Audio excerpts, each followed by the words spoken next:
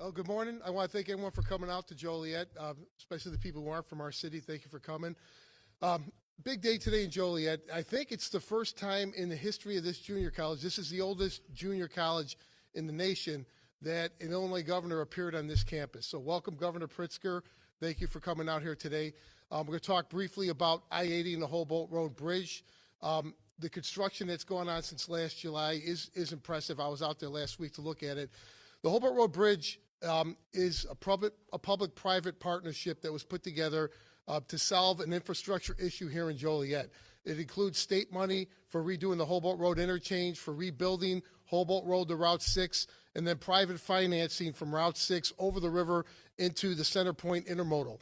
And for those who aren't familiar or haven't heard it lately, the intermodal at Center Point, both the Joliet Intermodal and the Elwood Intermodal, is the largest inland port on the North American continent.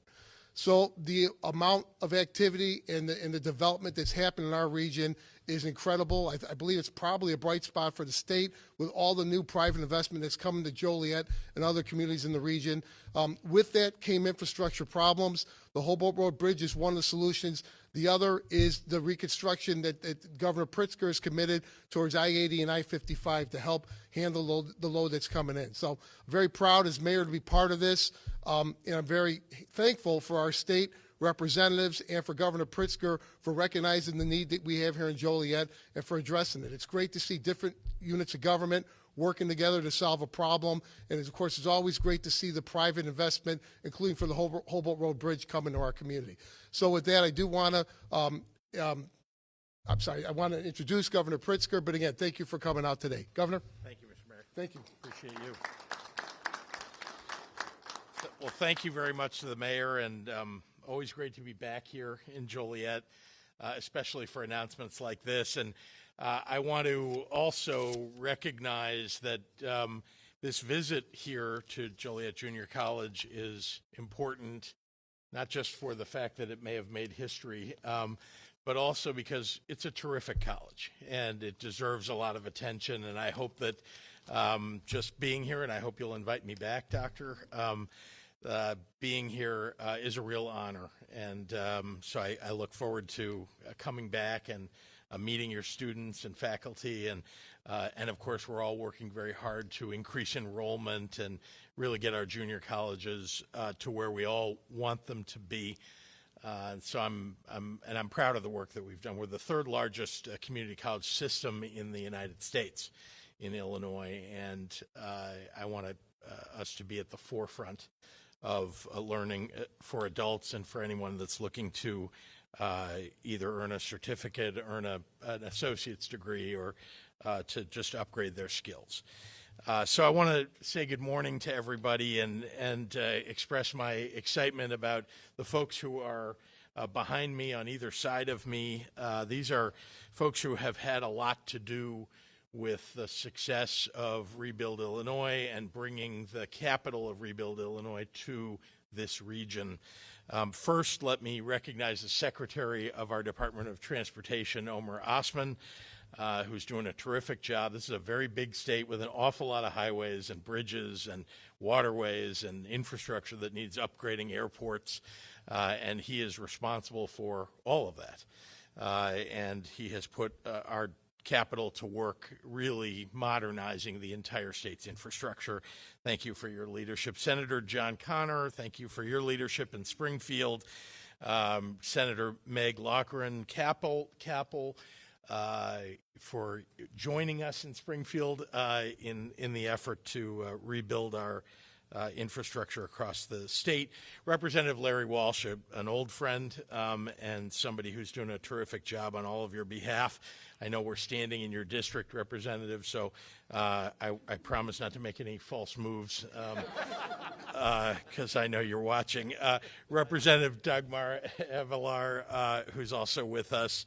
Will County Center for Economic Development, Vice President Doug Pryor, Joliet Region Chamber of Commerce and Industry President Jen Howard, and to all of our partners in this endeavor, Centerpoint, Will County, and all the folks who work at Will County, and of course the city of Joliet. We are here in Joliet to mark the next chapter of the largest highway restoration project in the state of Illinois. Our public-private partnership is unlocking $200 million in renovations to the nation's largest inland port, as we just heard from the mayor. It's exciting for us to be able to claim #1 status in infrastructure broadly, in the development of this inland port. Illinois is a special place, and everybody ought to know that we're #1 in an awful lot of things. You're going to hear a lot today about intermodal freight and the dollars invested in highways and bridges and interchanges, but don't miss the forest through the trees. Today is about jobs and economic growth for Joliet, for Will County, and for the entire state of Illinois. Businesses are moving to this region and expanding because we offer the easiest distribution of goods throughout North America, because we have the best workers in the entire nation, and because we have been rated by CNBC, and it is obvious to a lot of people that we have the best infrastructure and are even improving the best infrastructure in the nation. When I announced a $1.2 billion restoration of I-80 through Will, Grundy, and Kendall County last fall, we kicked off the construction of something much bigger than just a better roadway. That's because as the second longest freeway in the nation, I-80 is integral to Illinois' leadership as the transportation hub of the entire United States. And over the last 50 years, this highway has grown to support thousands of jobs, $75 billion annually in freight activity, and over 80,000 vehicles a day, without the necessary infrastructure investments to match. All that growth has taken place.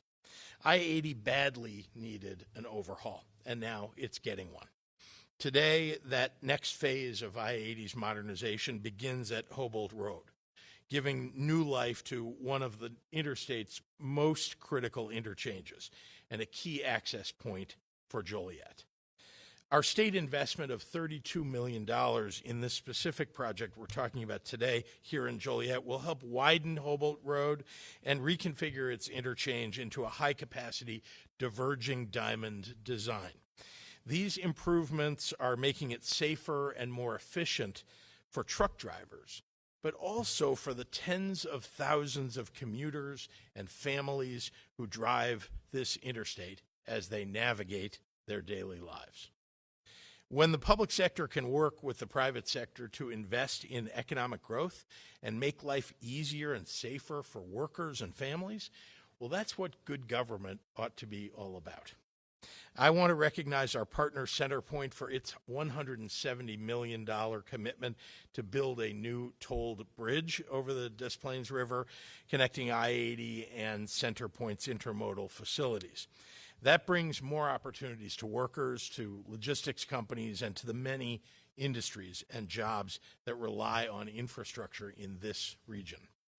Enormous care and planning was put into protecting surrounding communities and the environment. Construction plans included connecting the Rock Run Greenway Trail from north of I-80 to the lower Rock Run Preserve, joining the green spaces that tie our communities together. And it will also minimize the emissions caused by traffic stalling along our roadways, easing the impact of a commute and its impact on our climate. And our contractors are doing it all while reducing the use of raw natural materials and instead using recycled items.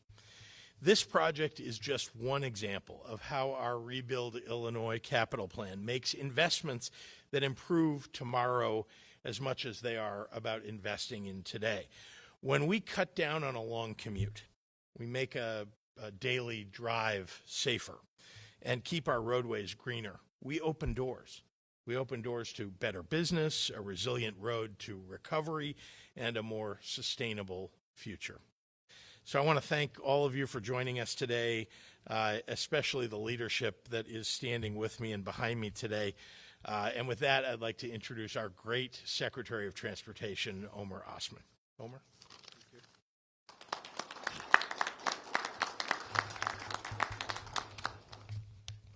Good morning, everyone, and Governor, thank you for your kind word.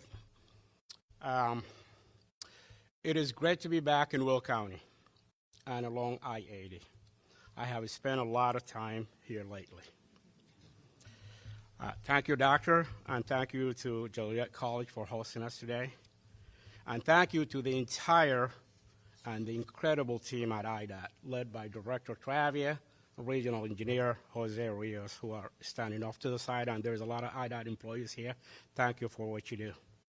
And thank you to our friends at Centerpoint Properties, members of the General Assembly, our partners in Will County, and Joliet Director Greg Rudding and his staff, Mayor O'Derrick, and of course, thank you, Governor Pritzker, and all of you for your effort on making this day possible. What we are highlighting today is yet another progress on a first of its kind agreement in Illinois between the state, local governments, and one of the state's major economic partners.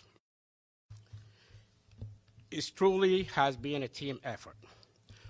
When we are finished here, there will be a direct link from Interstate 80 to the intermodal facilities just south of here. That makes up the country's largest inland port. By itself, this project will go a long way to alleviate congestion and improve safety. But combined with other elements of the governor's vision to modernize the entire I-80 corridor, the work that will be taking place here over the next several years is transformational. Just a few months ago, the governor laid out an ambitious plan to rebuild 16 miles of I-80 over the next 6 years.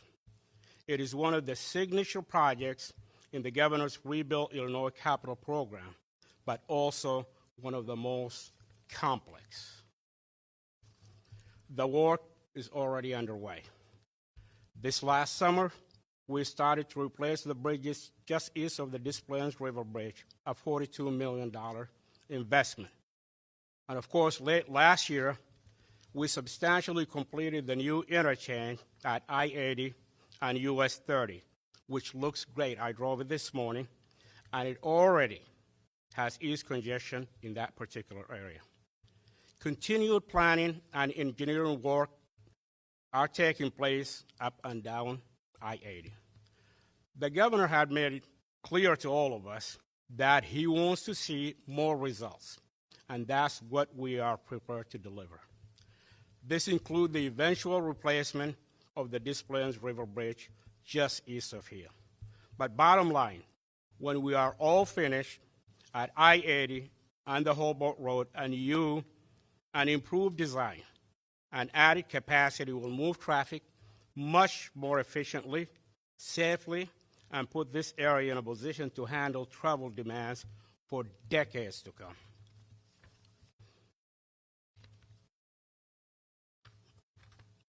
My pepper's stuck. So.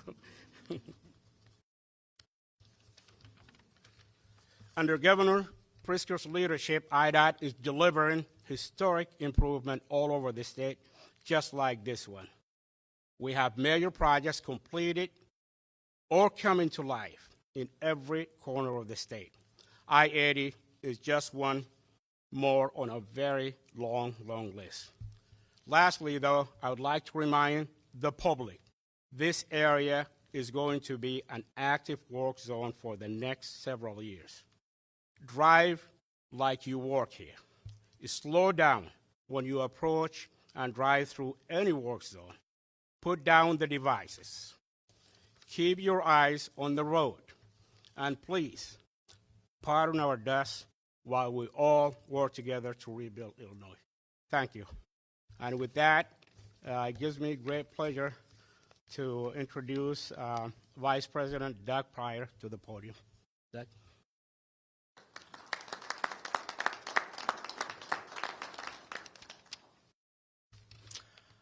Good morning, everyone. My name is Doug Pryor, and I'm with the Will County Center for Economic Development. First, thank you so much, Governor Pritzker and Secretary Osman for being here today. And Secretary Osman, thank you for all of the time you're spending in Will County. I know you're going to continue to see plenty of us. We're so excited to see the progress that has already been made on I-80 and on the Hobart Road extension. And the ongoing emphasis that this administration has placed on the importance of investing in infrastructure, both here in Will County and around the state, is so valuable for us in the economic development realm as we work to grow our local businesses, but also market Illinois to companies from around the nation and around the country. Reinvestment in Will County infrastructure will continue to allow us to compete globally, recruiting companies like Lion Electric, which just 3 miles from where we're standing and just down the road from the I-80 project, is well underway constructing North America's largest all-electric school bus and medium-duty truck production facility. And certainly this administration and this governor deserves a lot of credit for their help in the recruitment process. And I'm excited to announce that we expect Lion to be rolling their all-electric made in Joliet, Illinois vehicles from their production line late next year, and at full capacity, more than 20,000 vehicles a year. Projects like Lion build on the long-standing manufacturing heritage of this region and provide an important foundation for competitiveness for Joliet, for Will County, and for the state of Illinois. Investment and support from the state and from the governor's office and our infrastructure ensures we can keep growing jobs and investment while safely delivering workers and goods throughout the region. Thank you so much for your support, and we're looking forward to working with you in the future. With that, I'm very happy to introduce State Senator John Connor.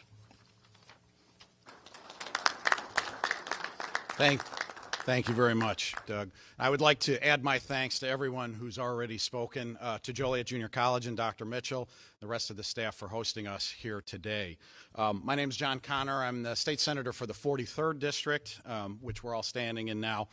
And I would like to add my thanks to Governor Pritzker and Director Osman for spearheading what has proven to be a historic investment in the infrastructure here in the Joliet area and in Will County.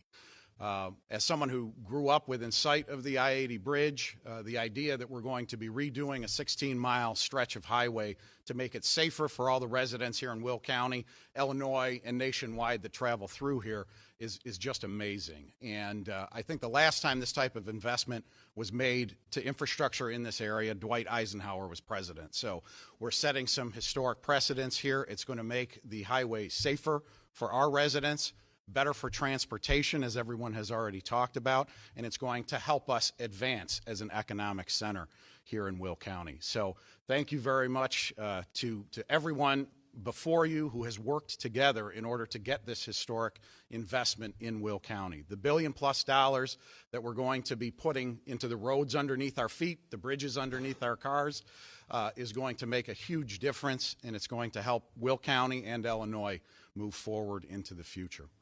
With those thanks being said, I would like to introduce someone who was integral to that type of investment being made in this area, in our infrastructure, in our safety, and that is State Representative Larry Walsh Jr. Larry. Well, thank you, John, for the warm introduction. Governor, welcome to the 86th District. Secretary, good to see you as always. And Judy, thank you so much for letting us utilize the facilities here today for this, in my point of view, an enormous event. 10 years ago, I took office, and one of the biggest things I heard about when I first took over was the need for infrastructure improvements throughout our region. I'm home to the largest inland port in North America. I only live maybe 3 miles from the actual intermodal itself. I see the trucks every day. Drive into Joliet, drive into Romeoville, drive 55, drive 80. We've got them. They're here. They're going to stay. The biggest problem that we faced was finding, first and foremost, the revenue to do it, and then secondly, the will to do it. With the governor and Secretary Osman and the General Assembly over the course of the last 3 years, we put together a massive capital funding plan for the state of Illinois that put us in the forefront in transportation needs and infrastructure improvements, one of the largest in the nation, and I'm proud to be part of that. Sat in those negotiations and worked diligently to make sure this area, that is one of the fastest growing, if not the fastest growing area in the state of Illinois, that we upgrade the systems that we have to make sure that our residents, first and foremost, are safe, and secondly, that those commerce and people are able to move their products in a safe and efficient manner. And I'm glad to see that one of the things that was being proposed back 10 years ago was the Hobart Road Bridge, and it was more of a pie in the sky kind of thought.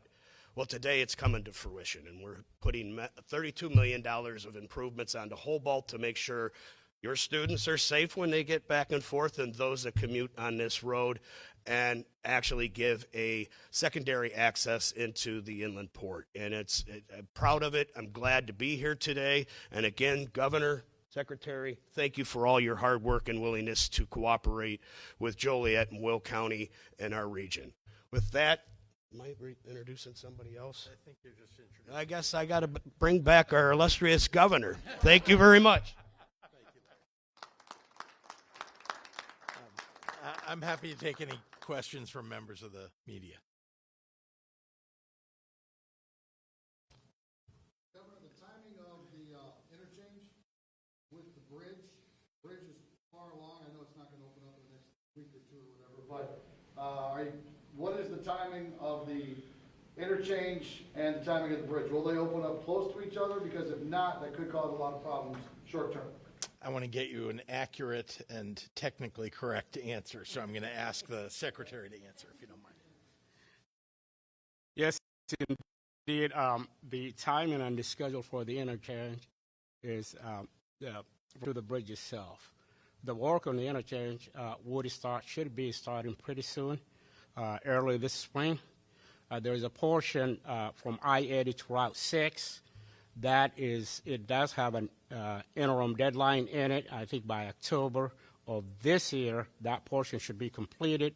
And then at the same time, we're going to be working at the interchange and to the portion north of I-80 by the summer of 2023.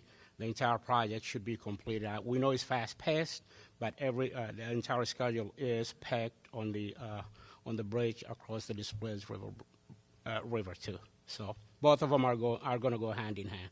Okay, so you won't open up one without the other then? It will be, obviously, we may be able to open up some through traffic control, but that typically will take time at the tail end of both projects. Yeah, you bet. I'm not going to put any additional pressure on the secretary, but I will tell you that the Rebuild Illinois projects have, generally speaking, not only come in on time, sometimes early, but also on budget, and because of the great work the secretary is doing. So, again, I don't want to promise any earlier dates for completion, but I have to say they've been very efficient at getting things done. Yeah. Governor? Yes. I just want to say that your project will help the area immensely, particularly not just I-80, but I-55, which the gentleman just spoke. He represents Shannon, which has a lot of warehousing, a lot of people don't realize, and some of the largest truck stops. So it's going to help alleviate that congestion coming from 55 to 80 as well. Mm-hmm. My question for you is that you've taken a great leadership role during the course of this pandemic, and I just wanted to ask you personally, how has that affected your family, being at all these meetings, whether it's concerning this bill, the infrastructure bill, it's going to bring a lot of great improvements to this area, and dealing with the pandemic statewide. My daughter works in a front line as a nurse in ICU, and so I've supported your mandates with the mask and all the other things you've tried to do to protect the citizens of the state of Illinois. How has it affected you personally with your family? Well, let me first say thank you to your daughter for the work that she does. We are so indebted to our healthcare workers, and it isn't something in the past. They are working hard overtime. Omicron has made life even more difficult than ever before for healthcare workers, and they're showing up at work. They're doing the work. They're keeping people alive as best they can, and really they're just they're tremendous. So I just want to say thank you specifically to your daughter and, of course, the entire nursing profession and other healthcare workers. So thanks for asking about my own family. As you know, I think anybody in a leadership position, especially during the pandemic, has had a lot of stress and strain to manage all the things that are on our plate. And I say that about everybody that's standing behind me. I mean, anybody in a leadership position has had a lot on their shoulders. So for me, my family's been extraordinarily supportive and tolerant of the challenges. And of course, being governor and all the attention that tends to get focused on us is hard, I think, for family members, especially when it hasn't, when people use it as a political attack. They try to find something about your family to go after. I'm the one who's the governor. I'm the one who chose to run for public office. My wife is the first lady, and she understands the important responsibility, and she's carrying out those responsibilities. So the challenge really is sometimes more than my children should have to put up with. But I'm very proud of them. They're both, they're terrific young people. One of them off at college, one a junior in high school, and again, they're very tolerant and supportive of the work that we're doing, because they know we're really getting an awful lot done for people, and I think doing good work for everybody across the state. So, thanks for the question. Yeah. Anything else? Yes, ma'am. Hi, Governor. Councilman Quillen from the city of Joliet. It's a little bit off the track, but as long as everyone's attention, I really appreciate what IDOT is doing with everything, but with all these new things coming to the city of Joliet, besides I-80 being, redone and everything to help the traffic, I would be remiss if I didn't represent my constituents, because I get these emails. We're doing I-80, we're doing this. What about our bridges? And I know that our bridges are antiquated and they're very hard to fix. And I know IDOT has been very responsive in that. But with all this traffic, we really need our bridges to not only be redone, but to be painted as well, because we talked about this a few years ago with Mr. Omer and I did. And we are up and coming city again, and we want to be vibrant and we want people to come downtown. But those bridges are really hurting our businesses and our entertainment center. So Yep. Thank you for hearing me out. Thank you, and your constituents should thank you for being such a zealous advocate on their behalf. I'd like to turn it over to the Secretary. I just want to say one thing, though. Before the passage of the Rebuild Illinois plan, there was no chance that we could go upgrade all the bridges and the highways and all the things that we're able to do now as a result of that program. And I'm very proud and pleased about what's happening.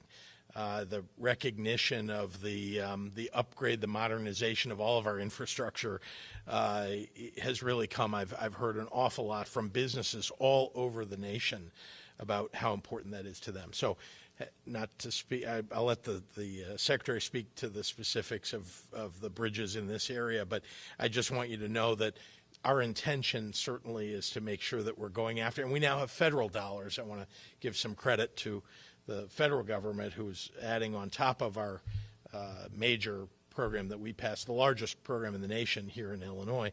Now the federal government is adding to that, and so I know we'll be able to do much, much more. So with that, I'll... And for all the hard work that you've been doing, and good luck in the election. Thank you very much. Thank you. Well, thank you. Thank you for the question. And yes, you and I spoke about those bridges about a couple of years ago, perhaps. We did talk about painting all the historic bridges. And these 6 lift bridges within the city, they are actually historic because they have been built back in the 1920s and 30s. You know, you're looking at bridges that are 90 years old, 100 years old. They are functioning and functioning well, very well, until they don't. And we're looking at the Jefferson Street Bridge that's been up in the air since June.